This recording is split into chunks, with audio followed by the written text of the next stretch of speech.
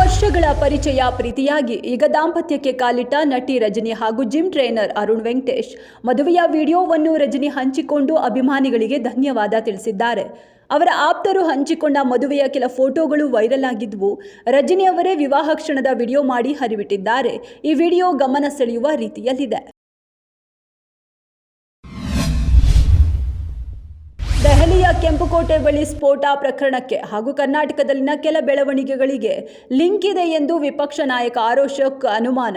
ಪರಪ್ಪನ ಅಗ್ರಹಾರ ಜೈಲಿನಲ್ಲಿ ಉಗ್ರ ಸ್ಮಾರ್ಟ್ಫೋನ್ ಬಳಕೆ, ಏರ್ಪೋರ್ಟ್ನಲ್ಲಿ ನಮಾಜ್, ದೆಹಲಿ ಸ್ಫೋಟಕ್ಕೂ ಲಿಂಕ್ ಇದೆಯಾ, ತನಿಖೆ ಮಾಡಬೇಕು ಎಂದು ಆಗ್ರಹಿಸಿದ್ದಾರೆ ಅಶೋಕ್.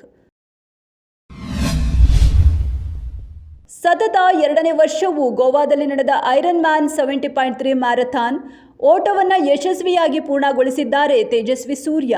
ಈ ಬಗ್ಗೆ ಪತ್ನಿ ಶಿವಶ್ರೀ ಸ್ಕಂದಪ್ರಸಾದ್ ಸೋಷಿಯಲ್ ಮೀಡಿಯಾದಲ್ಲಿ ಪೋಸ್ಟ್ ಮಾಡಿದ್ದು ಪತಿಯ ಸಾಧನೆಯನ್ನ ಪ್ರಶಂಸಿಸಿದ್ದಾರೆ.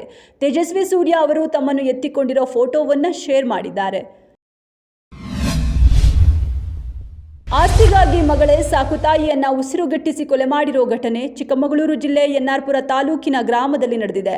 35 ವರ್ಷದ ಸುಧಾ ತನ್ನ ಸಾಕು ತಾಯಿಯನ್ನ ಉಸಿರುಗಟ್ಟಿಸಿ ಕೊಲೆಗೈದ ಪಾಪಿ ಮಗಳು ರಾತ್ರಿ ಮಲಗಿದ್ದವರು ಸಾವನ್ನಪ್ಪಿದ್ದಾರೆ ಎಂದು ಕತೆ ಕಟ್ಟಿದ್ಲು. ಆದರೆ ಪೊಲೀಸರ ತನಿಖೆಯ ಬಳಿಕ ತಾನೇ ಕೊಲೆ ಮಾಡಿರುವುದಾಗಿ ಒಪ್ಪಿಕೊಂಡಿದ್ದಾಳೆ.